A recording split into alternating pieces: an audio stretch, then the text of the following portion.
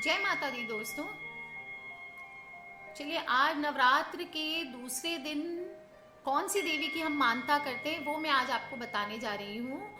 नवरात्र के दूसरे दिन हम देवी ब्रह्मचारिणी की उपासना करते हैं। ब्रह्मचारिणी देवी की पूजा नवरात्र के दूसरे दिन की जाती है और इस वर्ष शारदीय नवरात्रि में यह पूजा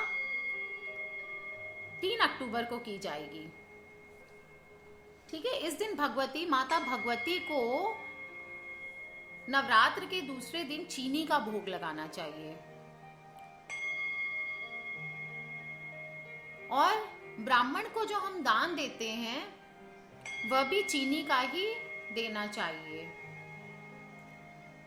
मान्यता ऐसी है कि ऐसा करने से मनुष्य दीर्घायु हो जाता है।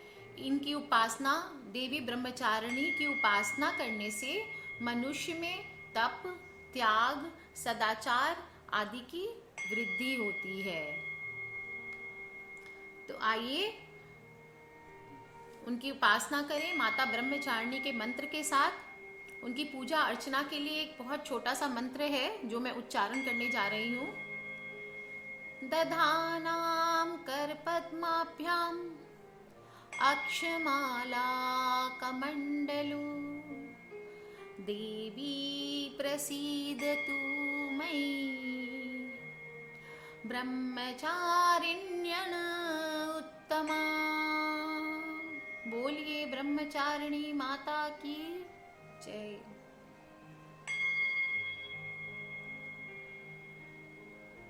अब आगे इनकी कथा कहते हैं। भगवान शंकर को पति के रूप में प्राप्त करने के लिए माता ब्रह्मचारिणी ने घोर तपस्या की थी। इस कठिन तपस्या के कारण इन देवी का नाम तपश्चारिणी अर्थात ब्रह्मचारिणी नाम से इनको अभिहित किया गया। मां दुर्गा की 9 शक्तियों में दूसरा स्वरूप माता ब्रह्मचारिणी का है। यहां ब्रह्म का अर्थ तपस्या से है। मां दुर्गा का यह स्वरूप भक्तों और सिद्धों को अनंत फल देने वाला है। इनकी उपासना से तप, त्याग, वैराग्य, सदाचार और संयम की वृद्धि होती है। ब्रह्मचारिणी का अर्थ है तप की चारिणी, यानी तप का आचरण करने वाली। देवी का यह पूर्ण रूप ज्योतिर्मय है और अत्यंत भव्य है। माता का ध्यान करें। इस देवी के हाथ में जप की माला है। रुद्राक्ष की माला माता के हाथ में है, दाहिने हाथ में, और बाएं हाथ में माता के कमंडल है।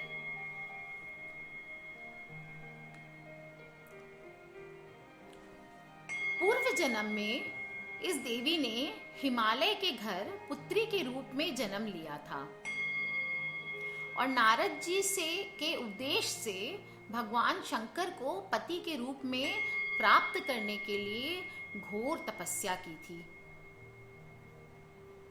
और इसी कठिन तपस्या की वजह से इनको हम तपश्चारिणी अर्थात ब्रह्मचारिणी नाम से जानते हैं। 1000 वर्ष तक इन्होंने केवल फल और फूल खाकर के जीवन बिताए और 100 वर्षों तक केवल जमीन पर रहकर शाक पर निर्वाह किया।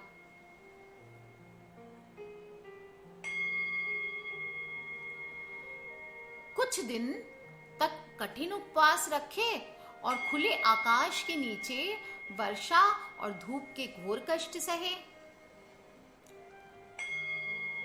3000 वर्षों तक टूटे हुए बेलपत्र खाए और भगवान शंकर की आराधना करती रहीं। इसके बाद तो उन्होंने सूखे बेलपत्र भी खाने छोड़ दिए। कई हजार वर्षों तक निर्जल और निराहार रहकर तपस्या करती रही।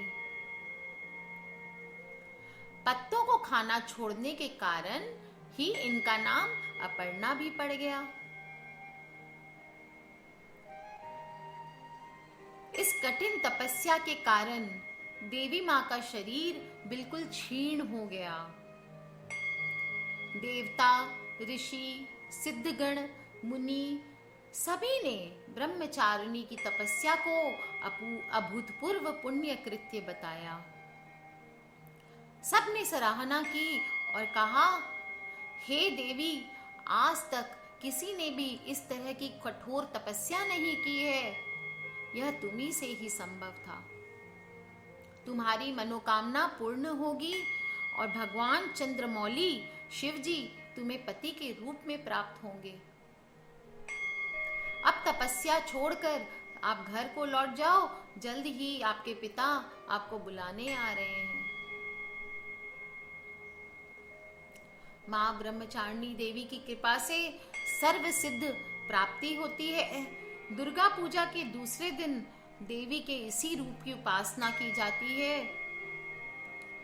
और इस कथा का सार हम ऐसे जान सकते हैं कि जीवन के कठिन संघर्षों में भी इंसान को मन विचलित नहीं करना चाहिए।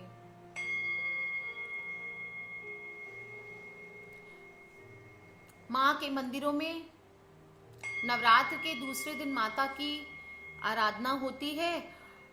मां अपने भक्तों को जीवन की कठिन परिस्थितियों में भी आशा व विश्वास के साथ कर्तव्य पथ पर चलने की दिशा प्रदान करती है। आज के दिन माता का ध्यान ब्रह्मा जी के उस दिव्य चेतना का बोध कराता है जो हमें पथभ्रष्ट, चारित्रिक पतन व कलुषित जीवन से मुक्त दिलाते हुए पवित्र जीवन जीने की कला सिखाती है। मां का यह स्वरूप अद्वितीय है।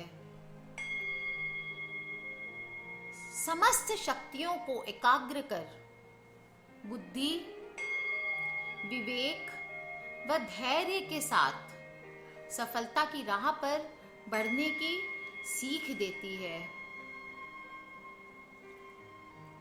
अतः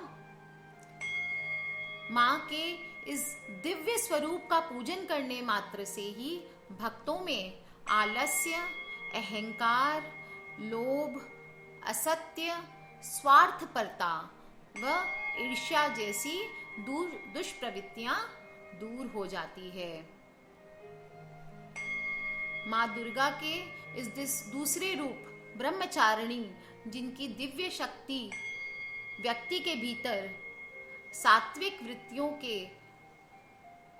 अभिवर्धन को प्रेरित करती है। मां ब्रह्मचारिणी को सभी विधाओं का ज्ञाता भी माना जाता है। अतः मां के इस रूप की आराधना से मन चाहे फल की प्राप्ति होती है। तप, त्याग, वैराग्य, सदाचार व संयम जैसे अभीष्ट गुण इंसान के अंदर पनपने लगते हैं। तो माता ब्रह्मचारिणी के इस स्वरूप की, माँ दुर्गा के इस शक्तिमय रूप की आप पूजा करिए और देखिए कैसे आपके जीवन में त्याग, सदाचार आदि की वृद्धि होती है। और ध्यान रहे, इस दिन आपको चीनी का भोग लगाना है माता को। माता ब्रह्मचारिणी को आपको चीनी का भोग लगाना है। और अगर आप ब्राह्मण को दान भी करते हैं तो आपको चीनी ही दान में देनी है। दूसरे दिन माता ब्रह्मचारिणी के इस व्रत को करने से और चीनी का भोग धरने से ऐसा माना जाता है कि मनुष्य दीर्घायु हो जाता है, उसकी आयु बहुत ही लंबी हो जाती है और मनुष्य में तप, त्याग, सदाचार आदि की वृद्धि होती है।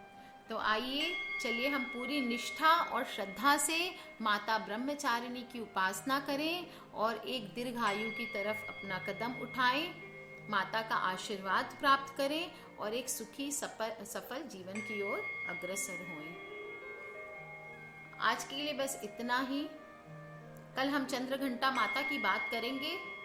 तब तक के लिए आप सभी को मुस्कुराते रहिए, खूब खुश रहिए, माता की उपासना करते रहिए और जीवन को सफल बनाइए।